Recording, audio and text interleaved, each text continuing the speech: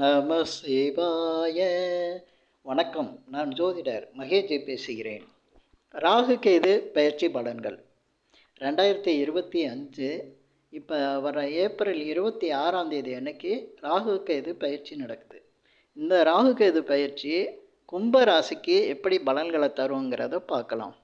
இப்போ கும்பராசிக்கு ராசிக்கு 2ஆம் இடமான மீன ராசியில் ராகு பகவான் இருக்கார். அதே போல் உங்கள் ராசிக்கு 8ஆம் இடமான கன்னி ராசியில் கேது பகவான் இருக்கார். இந்த ஏப்ரல் 26ஆம் தேதி அன்னைக்கு ராகு பகவான் மீன ராசியிலேருந்து பயிற்சியாகி உங்கள் ராசிக்கு ராகு பகவான் பயிற்சியாகி வர்றார். அதாவது கும்ப ராசிக்கே வந்துடுவார். அதே போல் கேது பகவான் உங்கள் ராசிக்கு 8ஆம் இடமான கன்னி ராசியிலிருந்து பயிற்சியாகி சிம்ம ராசிக்கு கேது பகவான் பயிற்சி ஆகிறாரு. அது உங்கள் ராசிக்கு 7ஆம் இடம். இப்போ இந்த நிலையில் பலன்களை பார்க்கலாம். பொதுவாக ராகு பகவான் உங்களுக்கு ராசியிலே வந்துட்டார். உங்களுக்கு அதிக அலைச்சல்கள் இருக்கும். பொதுவாக வேலை விஷயமாக வெளிநாட்டு பயணங்கள் இருந்தால் அது இந்த நேரத்தில் அந்த வெளிநாட்டு முயற்சி செஞ்சிங்கன்னா அது நிச்சயமாக நடக்கும். வெளிநாட்டு பயணங்கள் இருக்கும். சில பேருக்கு வெளியூர் வெளி மாநிலம் இந்த மாதிரி போகிற மாதிரி இருக்கும். சில பேருக்கு கோயில் சம்மந்தமான அந்த யாத்திரைகள் அந்த மாதிரி போயிட்டு வர மாதிரி இருக்கும். அதே மாதிரி சில பேர் பார்த்திங்கன்னா இந்த ராகு பகவான் ராசியில் இருக்கும்போது உங்கள் எண்ணங்கள்லாம் ரொம்ப ஒரு பிரம்மாண்டத்தையே நினைக்கும். எப்போவுமே ஒரு பிரம்மாண்டம் அப்படிங்கிற மாதிரியே நினச்சிக்கிட்டே இருப்பீங்க. ஏன்னா ராகு பகவான் ராசியில் இருக்கும்போது உங்களுக்கு எதையும் ஒரு பெருசாக செய்யணும் அப்படிங்கிற மாதிரியே இருக்கும். உங்களுக்கு வாழ்க்கையில் அதிக சுகங்களை அனுபவிக்கணும், சுப நிகழ்ச்சிகள் அதிகம் நடக்கணும், மகிழ்ச்சியாக இருக்கணும், அதே போல் தேவைகளை நிறைவேற்றிக்கணும் அப்படிங்கிற ஒரு ஆர்வம் இருக்கும். ஏன்னா ராகு எல்லாமே சுயமாக தானாக அனுபவிக்கணும், அதே சமயத்தில் சுகமாக சொகுசாக வாழக்கூடிய ஒரு நிலையை உருவாக்குவார். இது ராகு பகவான் அங்கே இருக்கும்போது நிச்சயமாக உங்களுக்கு நடக்கும். ஏன்னா அதே சமயத்தில் குரு பயிற்சி நடந்துருது. குரு பகவான் உங்கள் ராசியை பார்க்க போகிறாரு. ரிஷப ராசியிலேருந்து மிதுன ராசிக்கு பயிற்சியாகி குரு பகவான் 9ஆம் பார்வையாக உங்கள் ராசியை தான் பார்ப்பார். அது மே 14ஆம் தேதி பயிற்சி ஆகுது. இதனால் உங்களுக்கு பார்த்திங்கன்னா இந்த வருஷம் இந்த ராகு கேது பயிற்சிக்கு அப்புறம் வாழ்க்கையில் மிகப்பெரிய அளவுக்கு சில நன்மையான விஷயங்கள் உங்கள் எண்ணங்கள் நிறைவேறும். அதே சமயத்தில் நீங்கள் எல்லாத்துலேயும் குறுக்கு வழியாக ஜெயிக்கிறதுக்கு நினைப்பீங்க.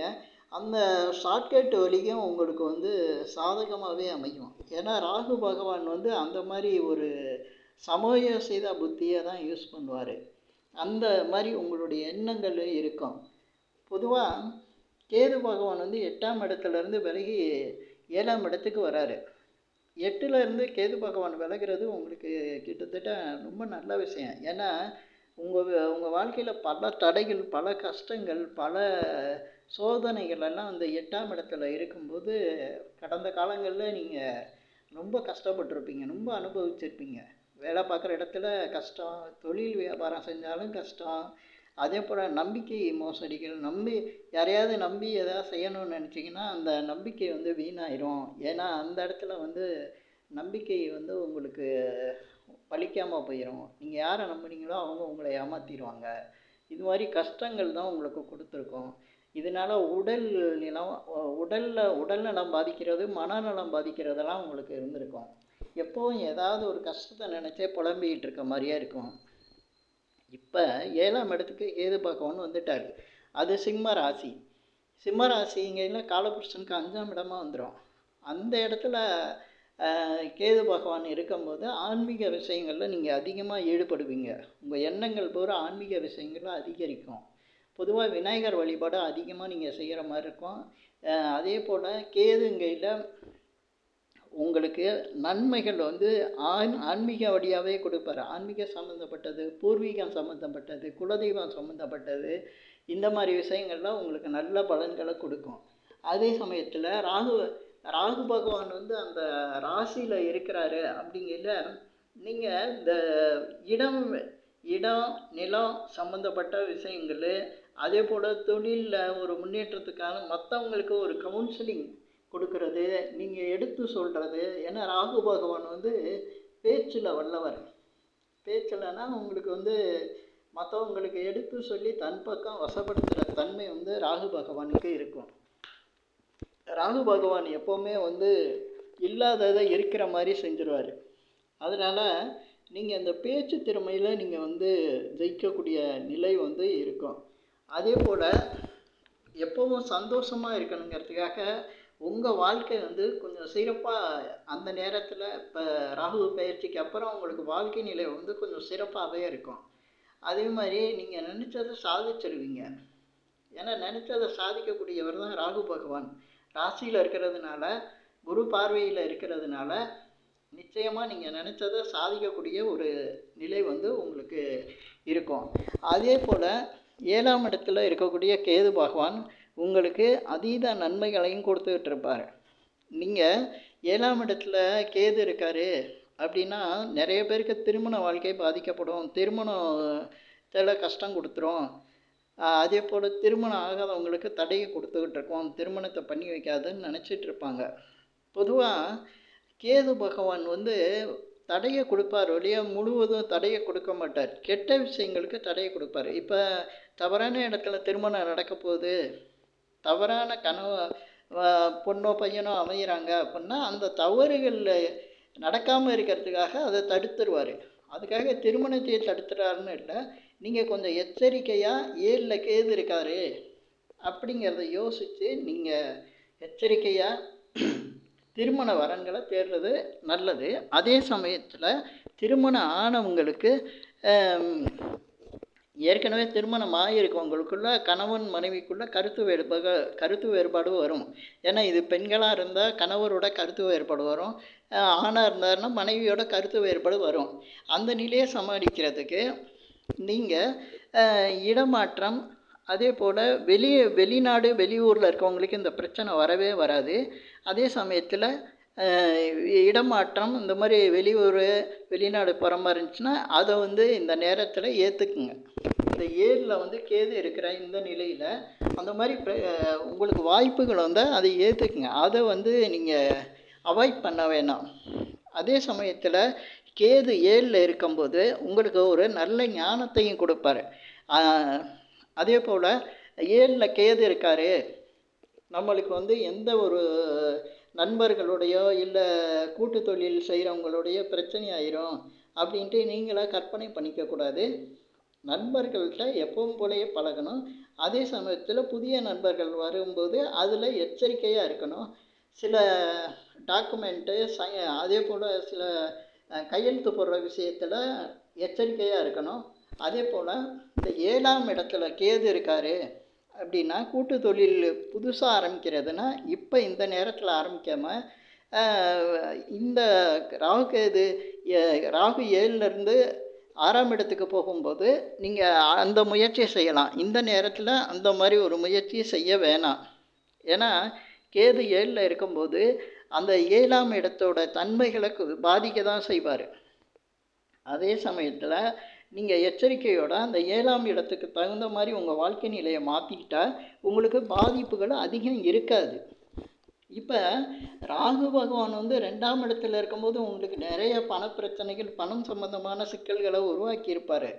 பணம் தான் உங்களுக்கு ரொம்ப கஷ்டமாக இருந்திருக்கும், பண தடைகள் நிறைய இருந்திருக்கும், தேவைகள் அதிகமாக இருந்திருக்கும். அந்த தேவைகளை சமாளிக்க முடியாமல் கடன் பிரச்சனைகளும் வந்திருக்கும். ஏன்னா கேது வந்து உங்களுக்கு 8ல் இருந்தாலும் அந்த 8ஆம் இடம் காலபுருஷனுக்கு 6ஆம் இடமாக இருந்தது. 6ஆம் இடம்ங்கிட்ட கடன் வம்பு வழக்கு நோய் இதுதான் கொடுத்துருக்கோம். இந்த கடன் வம்பு வழக்கு நோய் இல்லாத கும்பராசிக்காரங்களே கிடையாது. போன தடவை அந்த 8 இடத்துல கேது இருக்கும்போது கும்பராசிக்காரங்கள்கிட்ட யாரை கேட்டாலும் ஏதாவது ஒரு நோயை பற்றி சொல்லி மருத்துவ செலவுகள் அதிகரிச்சிருச்சு, ரொம்ப சிக்கலாகுது, அந்த ஜாதகருக்கோ இல்லை ஜாதகரோட வேண்டிய உறவுகளுக்கோ அந்த மாதிரி ஏதாவது பாதிப்பு வந்து கும்பராசிக்காரங்களுக்கு மருத்துவ செலவுகளும் உண்டாக்கியிருக்கும். சில பேருக்கு கும்பராசியில் உள்ளவங்களுக்கு இந்த கடன், வம்பு வழக்கு இந்த மாதிரி கடன் சமயத்தில் இந்த மாதிரி ஏமாறுறது, கடனில் மாட்டிக்கிட்டு அதுக்கு வட்டி கட்டுறது, அதே போல் எப்போவோ வாங்கின கடனுக்கு அந்த நேரத்தில் கோர்ட்டு வழக்கு இப்படின்னு சந்திக்கிறது, அதே போல் எதிரிகளோட தொல்லை, யாராவது வேண்டாதவங்களோட பிரச்சனை, நல்ல நண்பர்களோட பிரச்சனை, இதெல்லாம் வந்து இந்த கும்பராசிக்காரங்களுக்கு போன முறை ஏற்பட்டது. அந்த நிலைமை இப்போ இந்த 8ஆம் இடத்துல இருந்து விலகி உங்களுக்கு ராசிக்கு 7ஆம் இடத்துக்கு வர்றது ஒரு நல்ல நிலையை உருவாக்கும். அதே போல் அது காலபுருஷனுக்கு சிம்ம ராசி 5ஆம் இடமா இருக்கிறதுனால திடீர் யோகங்களையும் திடீர் அதிர்ஷ்டங்களையும் உருவாக்கக்கூடிய சூழ்நிலை கும்பராசிக்கு உருவாகுது. இந்த நேரத்தில் ஷேர் மார்க்கெட்டு, லாட்ரி இந்த மாதிரி விஷயங்களில் திடீர் அதிர்ஷ்டம் உண்டாகும். அதே சமயத்தில் லாட்ரி, ஷேர் மார்க்கெட்டு இந்த மாதிரி விஷயங்களில் கேது அது காலபுருஷனுக்கு 5ஆம் இடத்துல வர்றதுனால நீங்கள் கொஞ்சம் விலகி இருக்கிறது நல்லது. அதுவாக நடக்கும். நீங்கள் முயற்சி பண்ணிங்கன்னா ஃபெயிலியர் ஆகும். ஏன்னா கேது பகவான் வந்து எப்போவுமே அவருடைய விருப்பத்தை தான் நிறைவேற்றுவார். அந்த ஜாதகரோட விருப்பத்துக்கு எதிராக தான் இருக்கும். கேது எந்த கட்டத்தில் இருந்தாலும் அந்த கட்டம் ஜாதகருக்கு எதிராக இருக்கும். அதே சமயத்தில் கேது தன் விருப்பங்களை அந்த இடத்துல நிறைவேற்றிடுவார். இப்போ உங்களுக்கு ஜாதகப்படி உங்கள் ராசிக்கு கேது பகவான் வந்து 7ஆம் வீட்டில் வந்து இருந்தாலும் அந்த 7ஆம் இடங்கிறது காலபுருஷனுக்கு 5ஆம் இடமா இருக்கிறதுனாலும் உங்களுக்கு அதீத ஆசையும் வரும். அது 7ஆம் இடமா இருந்து ராசியை பார்க்கறதுனால ஷேர் மார்க்கெட்டில் இந்த மாதிரி ஏதாவது ஃபினான்ஷியல் சம்மந்தமான இடங்களில் இன்வெஸ்ட்மெண்ட்டு, பண விஷயங்களில் இடைத்தரகராக இருந்து ஏதாவது பிரச்சனையில் மாட்டிக்கிறது, இந்த மாதிரி விஷயங்களில் ஏதாவது லாப நோக்கத்தோடு நீங்கள் ஏதாவது செஞ்சீங்கன்னா அங்கே ஃபெயிலியர் ஆயிரும். அதனால பண விஷயங்களில் கொஞ்சம் எச்சரிக்கை உணர்வோடு இருக்கிறது உங்களுக்கு நல்லது. அதே போல் புதிய இன்வெஸ்ட்மெண்ட்டு அந்த மாதிரி விஷயங்களை தவிர்க்கிறது நல்லது. இந்த 7ஆம் இடத்துல கேதுங்கையில் நிறைய பேர் திருமணம் ஆகாதோ, திருமணம் லேட் ஆகுமோன்னு நினச்சிட்டு இருப்பாங்க. அது திருமணம்லாம் நடக்கிறதுக்கான வாய்ப்புகள் வந்து அதிகம் இருக்கும். ஏன்னா உங்கள் ராசியை வந்து குரு பார்க்கக்கூடிய சூழ்நிலை இருக்குது. குரு தன்னுடைய 9ஆம் பார்வையாக பார்க்குறாரு. உங்களுக்கு 7ஆம் இடத்துல கேது இருந்தால் சின்ன சின்ன தடைகள் தான் வரும். ஆனால் குரு பார்வை இருக்கிறதுனால இது வியாழ நோக்கம்னு சொல்லுவாங்கள்ல, அதனால் உங்களுக்கு திருமணம் வந்து நடக்கும். திருமண முயற்சிகள் வெற்றியை கொடுக்கும். இந்த பதிவில் நான் சொல்லியிருக்கிற விஷயங்கள் உங்களுக்கு பிடிச்சிருந்தா ஷேர் பண்ணுங்கள், லைக் பண்ணுங்கள். அதே போல் இந்த சேனலுக்கு சப்ஸ்கிரைப் பண்ணுங்கள். என்கிட்ட ஜாதகம் பார்க்குறவங்க மட்டும் கீழே இருக்க என் நம்பருக்கு கால் பண்ணுங்கள். நன்றி, வணக்கம்.